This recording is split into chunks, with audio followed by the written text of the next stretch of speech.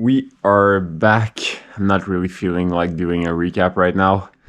I'll do it a little bit later. Super lucky. We have Christmas food to eat. So super excited for that. I'm quite buzzing right now. Just over 8 hours. So yeah, for sure the biggest fat bike ride of the year so far. So see how much calorie we burned. So we are the day after the ride. I was actually way too tired to do anything after that ride. So we'll do the recap right now. I have some amazing footage and I'll walk you through every fat bike sector.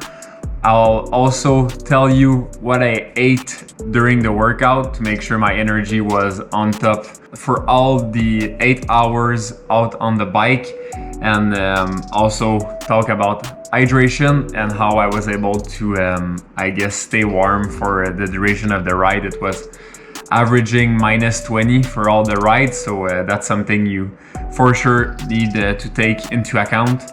The goal with that ride was really to, I guess, simulate one of the longest gravel races. So let's say like Gravel Loco or SBT Gravel. So the objective was really to simulate the same energy costs. So those races are about 6,000 calories. So with that training, I was aiming at around 6,000 calories. So like I said, let's go in detail into the ride.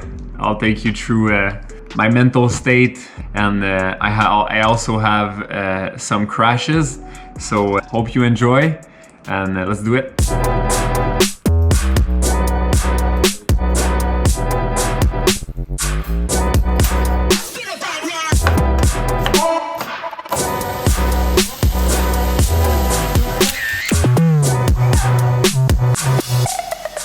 So here's the ride. 84.8 kilometers, 7 hours and 2,500 meters of elevation. If you want to see if we create an itinerary with the ride here, it gives us a total of 14% on the road. The rest is all, as you see, gravel or undetected surface. So everything else is on snow. So 14% on the road, the rest of it was all snowshoeing single track.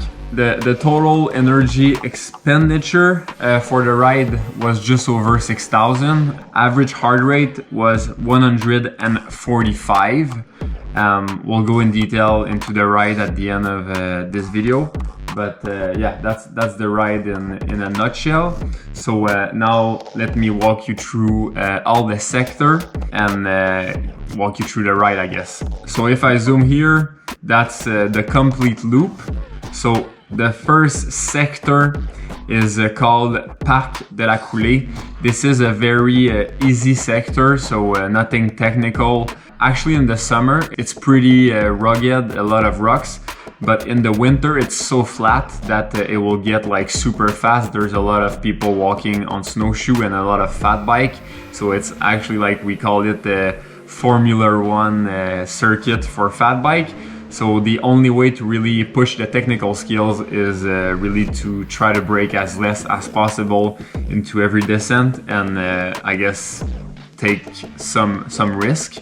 So that's the first sector, amazing sector.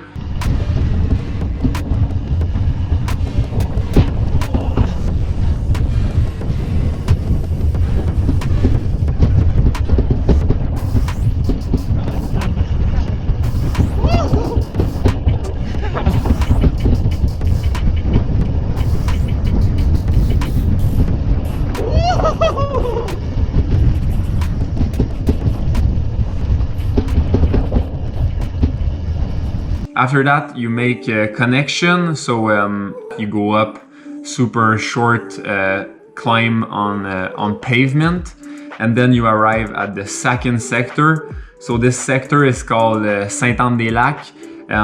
This is again super well compact because of a snowshoe. But this sector is actually like a more Enduro style mountain bike sector. So a lot of steep downhills. In the winter, it's not that technical, but you can still push the technical attribute for sure.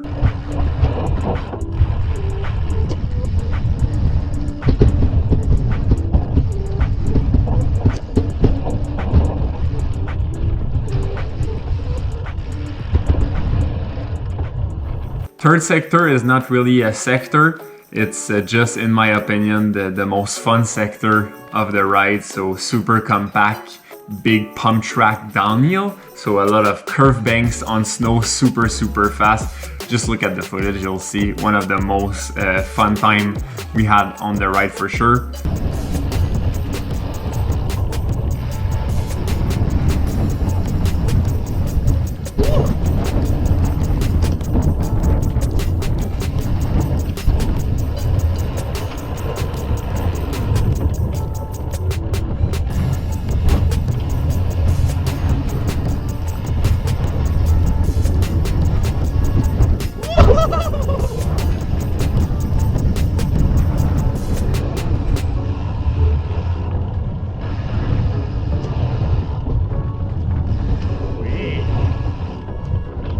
Then we transitioned to the most difficult sector of the ride probably.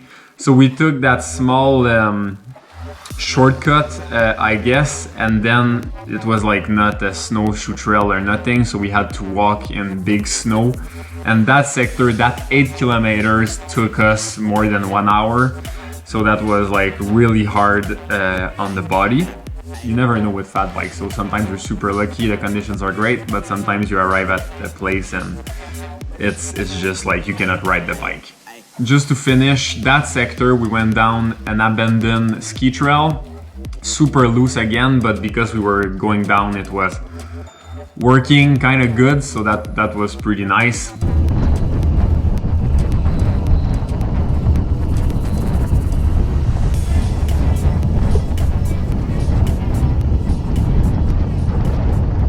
And then you go up probably the most famous fat bike spot where I live.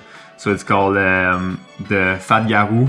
This is like well-traced fat bike trail, but we did the climb in the clear. But at this point, Alexandre was really starting to be tired, and we still had to do the descent, but in the dark. So Alexandre was like, I don't care. At this point, we still had like maybe 2 hours to go, but we already had like 6 hours of moving time. So Alexandre was like, I'm just gonna send it as fast as I can in the dark. So that's what we did. Maybe took a little bit too much risk. We'll be for sure a little bit safer next time to be sure not to hurt ourselves, but it was probably one of the time I had the most fun on a fat bike in all my life. You'll see the footage is quite sketchy, but amazing.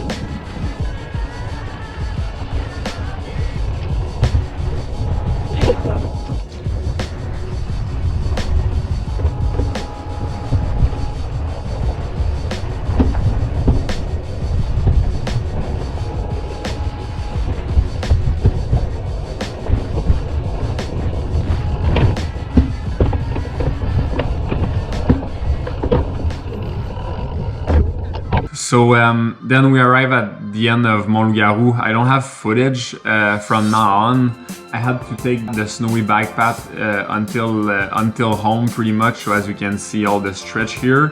But I didn't just do that, so I did 2 sectors actually, so that's a small kind of underground sector that I did, and the other one is another one that's kind of underground. I did this one because I really wanted to achieve that 7 hour at least of moving time. Those 2 ones were, like I said, in pitch dark. I was by myself. Alexandre had decided to go back home a little bit earlier. So yeah, and that's the end of the ride pretty much. So if we just go I guess, see in more detail what the ride looks. Just under 100 kilometers of riding, just over 7 hours. So the way I manage nutrition, I made sure to at least have a gel or a bar every 30 minutes. So that was like approximately 30 grams of carbs per 30 minutes, so 60 per hours. And in my bottles, I also had an extra 40 grams of sugar. So I was aiming for about 100 grams per hour. The only problem was that at this temperature, your water is just like freezing. So I didn't drink for sure enough. I think I had like 3 bottles total rather than like 6 or 7. So I was for sure water deficient, but I was actually feeling not that bad at the end of the ride. In terms of staying hot, my trick I would say is really to, as soon as I'm hot, so as soon as I climb and I get a little bit hot, I don't wait to sweat. I really remove or open my jacket as soon as I get hot, so I'm sure not to sweat. Because at this temperature, like when you're a lot below zero, if you start sweating and then you go down, you just freeze. Like my jacket will get like super like hard because it's actually like the water in my jacket, like the sweating is freezing. So that's the number one trick, never get hot, pretty much. So yeah, that's about it for today. I hope you like that ride recap. Let me know what I can improve. I greatly appreciate it. And as usual, if you can like, comment, subscribe to the channel, it will greatly help this channel grow. And I'm really grateful for you to do that to help me. And other than that, take care of yourself by making the most optimal choice in every moment, and do the same to take care of the ones you love.